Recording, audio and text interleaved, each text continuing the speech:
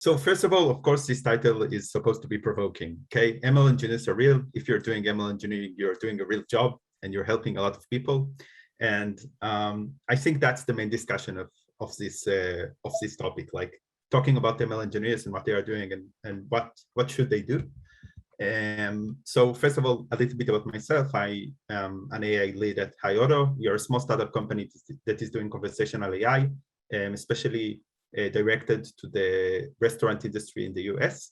I'm not coming here to talk about the startup company, but my perspective is the perspective of a small company, and that might be the perspective of really, really big companies that talked in here before. So first of all, I want to start my presentation by talking some stats and trying to give you the intuition of why you should listen to the things that I had to say, like what is the problem. So first of all, let's start with looking at this conference that Uri created so good. We have over 400 attendees right now in the conversation, and we had 500 before, and we had almost 20 speakers, but only 2 of them are ML engineers. Okay, most of them are other. We had some data scientists, we had some founders, but no ML engineers almost. We had one that was in the past ML engineer, and that's me.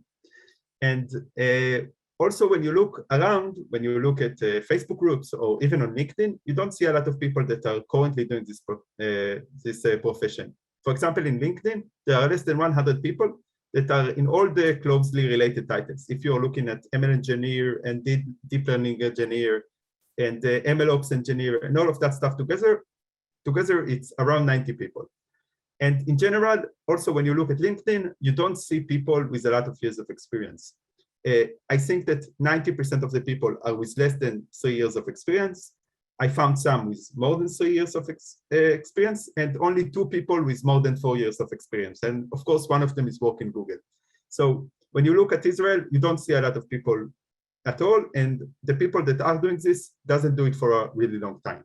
Of course, that meanwhile, when you look at the job board, you see that most of the job searches are searching for people with 3+ years of experience in machine learning engineering. Someone should tell them there are not a lot of people that are actually following this profile. So, okay, so they are scarce, right? That's the first lesson. The second lesson is why do we need them? So I think the classical answer to that, which I think is correct, is that there is always a tension between research and engineering, right? Research are doing a job that is sometimes thinking and sometimes experimenting, and they have hard time working with agile methods or with methods that are working in engineering. And from the other side, the engineering is really connected to production and has a lot of problems that related directly to the product. And that was always a pain. So ML engineers should solve that pain. That's the first thing that people want ML engineers for. The second thing is that deployment is hard. And in general, even when we are talking about cloud, deployment is hard. And deploying and the things that are the hardest to deploy are big black boxes that weigh a lot, that take a lot of memory, that take a lot of really special GPUs that you don't use anywhere else in your solution. So all of that stuff makes working with the research products, especially in the deep learning cycle, really, really hard. And the third part that I think is also important is that when you look at the management, even the people that spoke here in this conference, when you look at the CTOs and the VP R&Ds and the CEOs of those different companies, you see that most of them come from regular engineering background, which means that they might understand the language of machine learning in general, but they don't understand the tools, they don't understand, sometimes they don't understand the libraries, sometimes they don't understand how to speak to a researcher. And I think that this gap between the management that comes from an engineering background and the researchers is why the management wants someone in the middle, right? To tell them, to be kind of a negotiator between the two sides. So that's why we need them. Just some numbers to understand how much we need them, how much this is a pain right now. So first of all, I think that's insane. Uri shared that, and that in the last salary report, the average salary for an ML engineer was 10% higher than the average salary of a data scientist. That traditionally was the highest paid from the non-manager positions. So I think that's insane. And also, when you look at LinkedIn on the open job post, you see that a lot of people, a lot of companies need this position. I saw over 60 open job positions only in Israel. This is without counting remote work and all of that stuff that are searching for ML engineers. While in practice, there are less than 90 people that are actually doing this job. So again, we can see that there is a problem in here, right? So that's why you should listen to me, to the next 10 minutes of my talk. Because A, ML engineers are real, B, we need them in our companies, and C, they are hard to find, right? We miss them, there are not a lot around. So that's, by the way, if you are not agreeing with me, that's you can say goodbye for the next 10 minutes because I built on those assumptions. So let me present you what I call the ML engineer problem. And I talked about this problem with Uri, and that's how this conversation started, this lecture started. And the problem is, first of all, this is how we think about the ML engineer. Okay, we think the dream of ML engineering is some kind of a middleman that is sitting between engineering and DevOps and between researchers. And we want them to create, to make sure that the researchers are creating impact on the product and on the product and on the production environment in cloud solutions. So that's the dream. That's what we want them to do. And we talked about that in the past about why we need them. But in practice, that's not how it looks. In practice, it looks like that. So most of the time is people with past in engineering, sometimes past in DevOps, but most of the time not. Most of the times also people that are coming from engineering, and they want to become management or researchers or a data scientist or algorithm developers or things like that. And the ML engineer is like a middle point for them, right? It's like a train station. They are doing it so they could learn more about the world of data scientists and researchers and algorithm developers and all of that stuff. And they are only doing that as a middle point between as a career path. But of course, that's bad, right? Because we actually need those ML engineers inside our organizations. But in practice, when we are creating those ML engineer jobs for people, it's only a train station, right? They are not staying there much time. And as I said before, you see that most of the people in Israel don't have a lot of experience in that field, not a lot of years of experience. And also, when you look at people that did this job and are doing it today, most of them are doing classical research job, whether it's data scientist or whether it's an algorithm developer or whether it's anything in that area. So that's like that's the natural way that ML engineers are being created. And I think this is a problem. So why it's a problem? I could write here, you know, a lot of things, but I think it's but those are, you know, some of the major reasons that this is a problem. First of all, the salary is high, right? Organizations need to pay a lot to get a good ML engineer, a good experienced ML engineer. And why is that? Because the only ML engineers are exactly those engineers that are, you know, top talent. They want to make a change. They are extremely experienced. They, you know, have a lot of years behind them, and they want to make the next leap in their career. So most of the time, those engineers will be really experienced. And if they are really experienced, they take higher salary. And there are almost no juniors, okay? When you look at ML engineers, you almost see no one that comes, you know, straightly from doing his first or second degree, coming directly to doing an ML engineering work. And there are more problems related to that.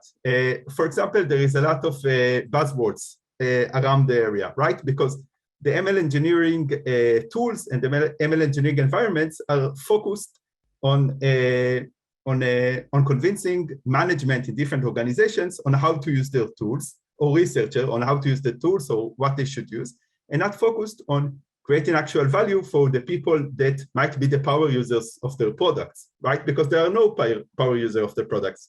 For example, I'm using Linux for, I don't know, almost 10 years. So I'm a power user of Linux. I know every little bit of it, but for, you know, even weights and biases that are already 5 years old, they don't have a lot of people that are using the system for 5 years. And that's also a problem, because the same infrastructure is not the same between all the companies. So if I'm an ML engineer in company A and I learned how to use weights and biases, and after that I'm going to company B and this company works with ClearML, then I don't have the ability to transfer my knowledge, right? The systems are completely different. So that's why I think in general this is a problem. The third part, which I will talk for a couple of minutes, is what I think might be the possible solutions to that. Okay, we understand that there is a problem. I gave you some of my explanations to that problem. I gave you some explanations about why this problem is so bad, and let's talk about possible solutions. So the first thing, which I think is the most important one, is that what organizations should do is teach engineers how to do MLOps stuff. Okay, I don't think they should. I think that if they want to hire, a team lead or really experienced MLOps, sometimes it does create value to bring someone from outside. But the best is always to take your best engineers inside the organizations and teach them how to do that and how to use those tools. I think this will also be good to the engineers because they will do a more complex job that they want to do. And it's also would be good to the community to create more people like that, and also will be good to the industry in the long run because there will be more people with that kind of intuitions. I also think that it's extremely good to start work on top of the open source available things, like for example MLflow or things like that. Because building on top of that will also make sure that the knowledge that you're building is transferable also to other organizations and also to other projects in the same company in the future. So that's why I think it's important. The second one that I think that is often forgotten, which is also important, is that you need to make sure that the connections are better inside the company. Because if the connections are better, sometimes you just don't need this middleman. If, for example, you have a really strong DevOps team, and you have a really strong researcher teams, and the reason that you need an ML engineer is because they are not working well together, or because the management doesn't understand how to make them work together, or doesn't understand how to solve those problems, those complex problems, then sometimes the solution is to make sure that everyone is speaking the same language, that they teach the same language, that everyone is understanding what is the process and what we should do. And I think understanding ML and research processes in the entire company, not only in the research and only in the management, I think it's something that is really important to, modern AI-focused companies and startups. So that's also, I think, a pretty good explanation for some of the problems. And the third solution, which I think is the most important one, is that when I looked around, I looked all over the people that are listening right now during the break, and I saw that most of them are people that I know. And if they are people that I know, they are probably researchers, right? Because I know more researchers and more founders and more of that stuff than I know engineers. So why is that? Because the community, of course, that we built, and the entire community of research is built on top of those people, right? They are built on top of the researchers, on top of the data scientists, on top of the ML engineers, and all of those people together, they are like they were used to be the most important people in the organization 5 years ago, 3 years ago. But right now, I believe that if we want to build AI teams that actually create impact inside organizations, and want to create machine learning models that actually solve things in practice and helping also in big organizations and also in small startups, we should start to build those teams in a more coherent way. When AI teams should be focused on impact and how the research is impacting the product. And if we are talking about how the research is impacting the product, and that's the metric and not general research, then what we will actually see is that we will see that the machine learning engineers will get more traction, and we get also more value inside the company, because right now they need everyone to create the impact that they want as a team. So I think this third stage is the most important one.